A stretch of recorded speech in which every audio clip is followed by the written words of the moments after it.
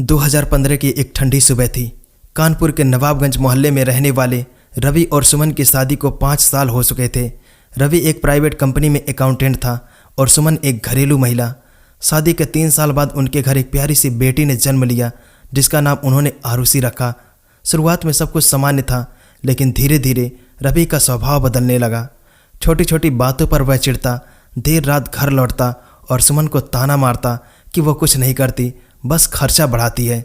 सुमन ने कई बार रवि से बात करने की कोशिश की, समझाने की भी, लेकिन रवि के लिए अब सुमन सिर्फ एक जिम्मेदारी बन चुकी थी, जिससे छुटकारा पाना उसका मकसद बन गया था। एक दिन रवि ने बिना किसी बड़ी वजह के सुमन को तलाक का नोटिस थमा दिया। सुमन के पैरों तले जमीन खिसक गई। एक 6 साल की बेटी के साथ वह कहाँ जाती, मगर रवि ने साफ कहा, मेरे लिए अब तुम सिर्फ बोझ हो और ये बच्ची भी, तुम चाहो तो इसे साथ ले जाओ। सुमन ने कई दरवाजे खटखटाए, अपने मायके गई, लेकिन वहाँ पहले से ही 2 बेरोजगार भाइयों और बीमार माँ की परवरिश चल रही थी। पिता पहले ही दुनिया छोड़ चुके थे। कुछ दिन रिश्तेदारों के सहारे रही, लेकिन कब तक कोई किसी को बोझ बनाकर रखे। आरुषि की पढ़ाई और दोनों का पेट पालना अब अकेली सुमन की जिम्मेदारी थी। कभी घरों में बर्तन मांजती तो कभी कपड़े धोती, पर इससे इतनी आमदनी नहीं होती थी कि किराया भी दे पाए। एक दिन मकान मालिक ने घर से निकाल दिया। सुमन और आरुषि ने रात रेलवे स्टेशन के वेटिंग हॉल में काटी। सुमन की आंखों में सिर्फ आंसू थे और बेटी की आंखों में भूख। सुमन ने फैसला लिया कि अब भीख नहीं मांगेगी, ना ही किसी के सहारे जिएगी। एक दिन उसने एक पुराना समोसे वाला देखा जो रेलवे स्टेशन के पास समोसे बेच रहा था। उसके पास जाकर बोली, भैया आप मुझे कुछ सिखा सकते हो, मैं भी कुछ बनाकर बेचना चाहती हूँ। उस बुजुर्ग दुकानदार को सुमन की हालत पर तरस आया और उसने अपनी ठेले पर उसे चाय बनाना सिखा दिया। शुरू में सुमन ने स्टेशन के पास एक कोने में छोटा सा चाय का स्टॉल लगाया। आरुषि स्कूल नहीं जा पा रही थी, लेकिन माँ के साथ बैठती और बिस्किट पैक करती। माँ चाय बनाती, बेटी मुस्कुराकर ग्राहकों को बिस्किट पकड़ाती। धीरे धीरे सुमन के चाय की चुस्की लोगों को भाने लगी। सुमन ने अपने हाथों से बनी अदरक इलायची चाय को अपनी पहचान बना लिया। रोज सुबह 5:30 बजे सुमन अपनी बेटी को लेकर स्टेशन के पास वाले चबूतरे पर पहुंचती। वहीं पुराने तिरपाल और लकड़ी की टेबल के सहारे उसका छोटा सा संसार था। लोग उसे अब चाय वाली दीदी के नाम से पहचानने लगे थे। कुछ पत्रकारों ने उसकी फोटो खींचकर सोशल मीडिया पर भी डाल दी थी, लेकिन उसने किसी भी चैरिटी को मना कर दिया था। मैं दान नहीं, मेहनत चाहती हूँ, उसका यही जवाब था। आरुषि अब 14 साल की हो गई थी। पढ़ने का बहुत शौक था, लेकिन पैसों की तंगी के कारण स्कूल छूट चुका था।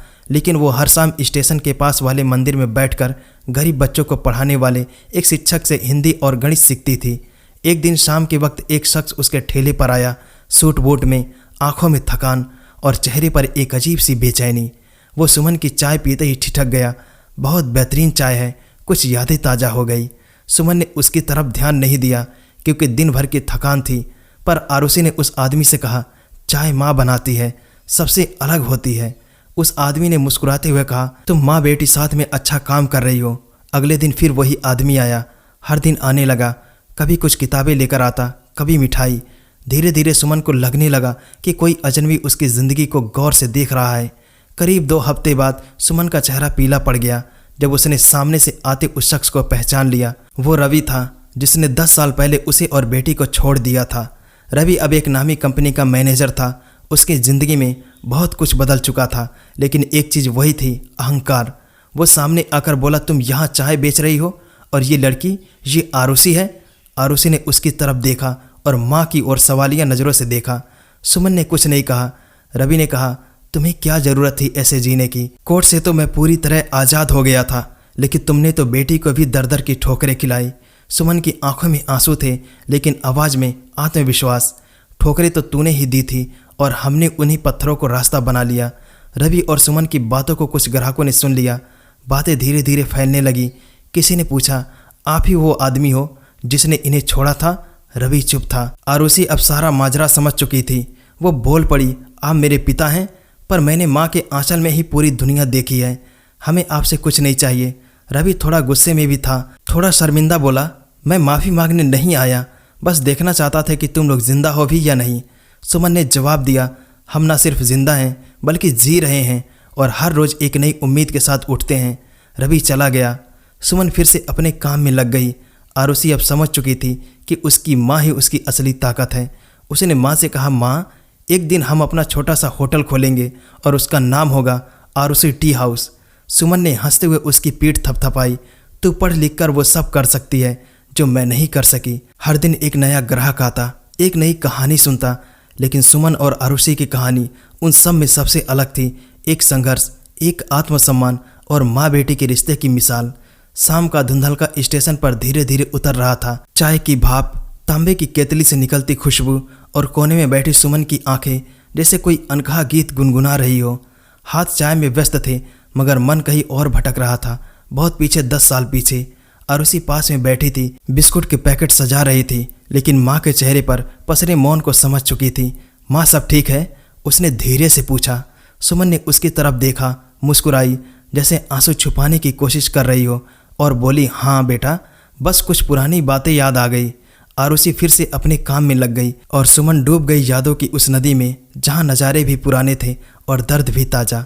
वो दिन याद आया जब कॉलेज के पहले साल में रवि से पहली बार मिलन हुआ था। दोनों ही हिंदी साहित्य के छात्र थे। लाइब्रेरी में एक ही किताब के लिए हाथ बढ़ा था, प्रेमचंद की कहानियाँ। हाथ टकराए और नज़रों में संकोच और उत्साह का रंग चढ़ गया। कुछ दिनों बाद रवि ने सुमन को एक चिट्ठी दी थी। सफ़ेद पन्ने पर नीली स्याही से लिखा था, तुम्हारी आंखों में कुछ है जैसे कविता की गहराई। मैं तुम्हें जानना चाहता हूँ, पढ़ना चाहता हूँ जैसे प्रेमचंद की कहानियाँ। उस चिट्ठी को सुमन ने सालों तक एक पुरानी डायरी में संभाल कर रखा था, जब तक कि रवि ने उसे जीवन से नहीं निकाल फेंका। कॉलेज के आखिरी साल में रवि और सुमन की शादी हुई। परिवार थोड़ा नाराज़ था, खासकर सुमन के पिताजी, पर माँ ने कहा था अगर लड़की खुश है तो हमें आशीर्वाद देना चाहिए। शादी के बाद पहली बार जब सुमन ने रवि के साथ उनके किराए के छोटे से फ्लैट में कदम रखा था तो वो बहुत छोटी जगह थी, लेकिन उस दिन उन्हें वो एक महल जैसा लगा था। रात को रवि ने मजाक में कहा था, इस घर का किचन तुम्हारा साम्राज्य होगा, लेकिन चाय बनाना मेरी जिम्मेदारी है। सुमन मुस्कुरा दी थी, वही रवि जिसे आज चाय की खुशबू से भी फर्क नहीं पड़ा। बेटा हुआ या बेटी? डॉक्टर ने पूछा। सुमन को हल्का हल्का दर्द महसूस हो रहा था, लेकिन जैसे ही नर्स ने आरुषि को उसके सीने पर रखा, सारी पीड़ा मिट गई। रवि ने उस दिन बहुत हलवा बनाया था, ऑफिस में मिठाई बांटी थी और घर आकर बोला था, मेरी राजकुमारी आई है। सुमन के आंसू रुक नहीं रहे थे, खुशी के थे वो आंसू, वो झूठी हंसी, वो मिठास सुमन को अब जहर लगती थी। रवि को तो शायद भूल भी गया होगा कि उसने उस बच्ची को पहली बार गोद में लेते हुए क्या कहा था। आरुषि सिर्फ 4 साल की थी। एक दिन रवि गुस्से में घर आया, मोबाइल पर किसी से लड़ रहा था। सुमन ने धीरे से पूछा, क्या हुआ? रवि ने पहली बार उसकी तरफ देखा नहीं, सीधे आवाज़ ऊंची की, तुम्हारी वजह से मेरी ज़िंदगी नरक हो गई है। सुमन को कुछ समझ नहीं आया। फिर वो कई हफ्ते तक चुप रहा, किसी अजनबी की तरह घर आता, खाता, सोता और चला जाता। सुमन का मन डरने लगा था। जो कभी प्यार से उसके बालों में उंगलियां फिराया करता था, अब उसके चेहरे से नजरें चुराने लगा था। एक बार आरुषि डर कर रोने लगी थी। रात में बुरे सपने देखे थे। सुमन उसे गोद में लेकर थपथपा रही थी। तभी रवि कमरे में आया और झल्ला कर बोला, ये बच्ची कब सोएगी? मुझे सुबह मीटिंग है। सुमन चुप रही, लेकिन आरुषि कांप गई थी। वो रात बहुत भारी थी। सुमन ने बेटी को सीने से लगाकर कहा था, डर मत, माँ है ना। आज भी जब स्टेशन के पास कोई बच्चा जोर से रोता है, आरुषि की आंखें वही डर ढूंढती है। तलाक के दिन अदालत में जब रवि ने कागज बढ़ाया, सुमन ने आखिरी बार उम्मीद की थी कि शायद वो माफ़ी मांग ले, शायद कह दे कि गलती हो गई, लेकिन रवि ने वकील के जरिए कहा, मैं इनसे अलग रहना चाहता हूँ और बच्ची को इनकी कस्टडी में रहने दूंगा। जज ने पूछा, आपको बेटी से कोई लगाव नहीं? रवि ने कहा, नहीं, मुझे फ्रीडम चाहिए। सुमन की आंखों से आंसू बह रहे थे, लेकिन होठ बंद था। उस रात पहली बार सुमन और आरुषि ने एक मंदिर की सीढ़ियों पर सोने की कोशिश की थी। आरुषि ने पूछा था, माँ, अब हमारा घर कहाँ है? सुमन ने आसमान की तरफ देखा और कहा, जहाँ ये चाँद है बस वहीं। उस रात से सुमन ने ठान लिया था कि अगर भूखी मरना पड़े तब भी बेटी को किसी के सामने झुकने नहीं देगी। अब जब स्टेशन पर चाय बनाती है तो लोग कहते हैं, दीदी आपकी चाय में कुछ अलग बात है। क्यों ना हो, हर चाय में सुमन का एक आंसू घुला होता है, हर चुस्की में 10 सालों की तन्हाई की तपिश होती है। एक बार एक बुजुर्ग महिला ने कहा था, बेटा तू तो जैसे माँ दुर्गा की तरह लगती है, हाथों में चाय, माथे पर बिंदी और दिल में आग। सुमन मुस्कुरा दी थी, लेकिन आरुषि को पता था कि वो मुस्कान थोड़ी सी नकली थी। कुछ दिन पहले फिर से रवि दिखाई दिया, महंगे कपड़े, बड़ी गाड़ी और नकली मुस्कान। सुमन की आंखों में पुरानी तस्वीरें दौड़ गई, शादी का मंडप, माँ बेटी के हंसते चेहरे और फिर वही रवि जो हर खुशी को कुचल कर चला गया। उस दिन सुमन को याद आया, जब आरुषि की तबीयत बहुत खराब हुई थी और दवा के पैसे नहीं थे, उसने मंदिर के सामने खड़ी होकर 2 घंटे भीख मांगने का मन बनाया था, लेकिन एक राहगीर ने चाय का ठेला लगाने की सलाह दी। वो राहगीर आज भी सुमन की दुआओं में है। अब आरुषि का एक ही सपना है, माँ मैं पढ़कर कुछ बनूंगी और हम एक दिन बड़ा होटल खोलेंगे जिसमें सिर्फ चाय और यादें बिकेंगी। सुमन उसे हर रोज़ किताबें पढ़ने को देती, खुद भी हिंदी की कहानियाँ सुनाती है। कभी कभी रात को दोनों बैठकर पुराने किस्से सुनते हैं। जैसे एक बार आरुषि ने कहा, माँ पापा की गोद कैसी होती है? सुमन ने जवाब नहीं दिया था, बस चुपचाप उसे सीने से लगा लिया था। एक बार स्टेशन पर एक जवान लड़की रो रही थी, उसका प्रेमी उसे छोड़कर चला गया था। सुमन ने उसे चाय दी और कहा, बेटा प्यार अच्छा है, लेकिन अगर खुद को खो दो तो वो प्यार नहीं धोखा है। लड़की ने पूछा, आपको कैसे पता? सुमन ने हंसते हुए जवाब दिया, मैंने भी कभी बहुत प्यार किया था, मगर जब सामने वाला खुद से ज़्यादा अपने आराम को चुने तो प्यार मर जाता है। एक रात सुमन ने अपना पुराना बैग खोला, उसमें से एक फटी हुई डायरी निकली, वही जिसमें रवि की चिट्ठियाँ थी। एक चिट्ठी पढ़ी, तुमसे दूर होकर जी नहीं पाऊंगा सुमन, तुम मेरी ज़िंदगी हो। उस चिट्ठी को पढ़ते पढ़ते सुमन की आंखें भर आई, लेकिन फिर उसने उसे फाड़कर चूल्हे में जला दिया। अब जिंदगी में कोई चिट्ठी नहीं चाहिए थी, सिर्फ बेटी की मुस्कान ही काफ़ी थी। स्टेशन की हलचल हमेशा जैसी थी, कोई जल्दी में, कोई थका हार कर, पर उस शाम एक अजीब सी खामोशी सुमन के चाय ठेले के पास मंडरा रही थी। आरुषि को सुबह से कुछ बेचैनी हो रही थी, जैसे कुछ होने वाला हो। तभी सामने से रवि आता दिखाई दिया। इस बार अकेला नहीं, बल्कि उसके साथ एक औरत और एक छोटा बच्चा था। सुमन ने देखा पर कुछ नहीं कहा।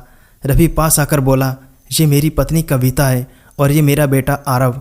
आरुषि की भौहें सिकुड़ गई। अब वो समझ रही थी कि माँ ने 10 साल कैसे काटे। रवि ने हल्की सी शर्मिंदगी के साथ कहा, मैं यहाँ माफ़ी मांगने नहीं आया, मुझे पता है जो किया वो क्षमा के लायक नहीं। बस ये जानना चाहता हूँ कि तुम ठीक हो। सुमन ने चाय का प्याला रवि की ओर बढ़ाया, चाय पी लो, ये वही चाय है जिसे तुम कभी पसंद करते थे, मगर इस बार उसमें सिर्फ मेहनत है, मोहब्बत नहीं।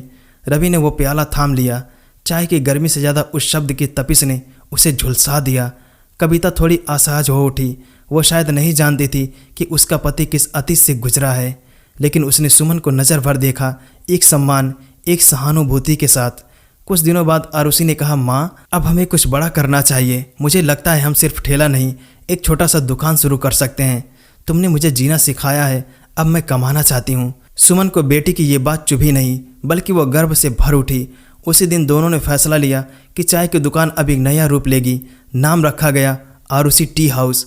स्टेशन के पास एक छोटा सा दुकान किराए पर लिया गया। वहीं टेबल कुर्सी लगी, दीवारों पर पुराने संघर्ष की तस्वीरें टांगी गई।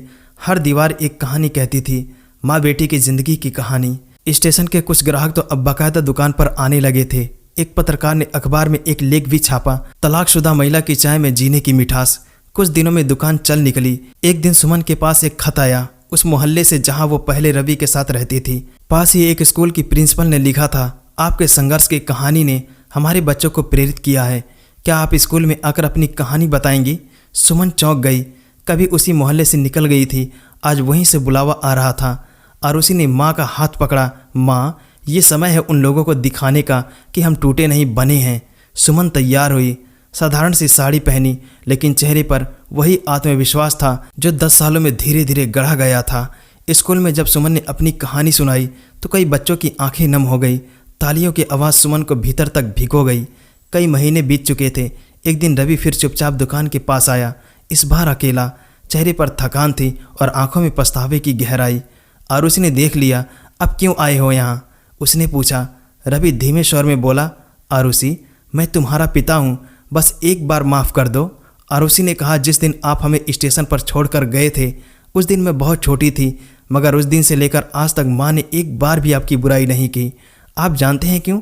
क्योंकि वो आपसे नहीं अपने जीवन से लड़ रही थी। रवि खामोश रहा। सुमन पीछे से आई, बोली, रवि तुम एक समय मेरी दुनिया थे, लेकिन अब मेरी दुनिया सिर्फ मेरी बेटी है। हम तुम्हें माफ़ कर सकते हैं, मगर तुम्हें फिर से जिम्मेदारियों का बोझ उठाने की कोई ज़रूरत नहीं। तुम्हारी सज़ा यही है कि तुम देखो हम बिना तुम्हारे कितने खुश हैं। रवि की आंखें भर आई। उसने आरुषि का सिर छूने की कोशिश की, मगर आरुषि एकदम पीछे हट गई। रवि समझ चुका था अब कोई रिश्ता नहीं बचा था। एक दिन सुमन और आरुषि दिल्ली के एक महिला उद्यमिता सम्मेलन में आमंत्रित हुई। उन्होंने वहां मंच पर खड़े होकर बताया कि कैसे एक तलाकशुदा औरत ने ठेले से शुरू करके अपनी बेटी के साथ एक सफल दुकान खोली। लोगों ने खड़े होकर तालियां बजाई। आरुषि को उसी सम्मेलन में एक छात्रवृत्ति मिली। अब वो एक प्रतिष्ठित स्कूल में पढ़ रही थी जहां उसका सपना साकार हो रहा था। सुमन अब भी रोज सुबह खुद दुकान खोलती, लेकिन अब उसके साथ 2 और औरतें काम करती थीं। वो औरतें जो अपने पतियों द्वारा छोड़ी गई थी। अब ये दुकान सिर्फ एक व्यापार नहीं थी, ये एक आंदोलन था। शाम हो चुकी थी। दुकान का शटर आधा बंद था। आरुषि बोली, माँ, सोचती हूँ कभी पापा हमें छोड़कर नहीं जाते तो क्या हम ऐसा जीवन जी पाते। सुमन ने आसमान की तरफ देखा और मुस्कुरा कर कहा, शायद नहीं बेटा, अगर वो नहीं जाते तो हमें खुद को खोजने का मौका नहीं मिलता। उन्होंने हमें छोड़ा पर हम खुद को पा गई। स्टेशन की भीड़ धीरे धीरे छंट रही थी। चाय की खुशबू अब भी वैसी ही थी, पर अब उसमें एक जीत की मिठास थी और उन दोनों के चेहरे पर वही चमक थी जो सिर्फ संघर्ष और आत्मसम्मान की तपिश में निखरती है।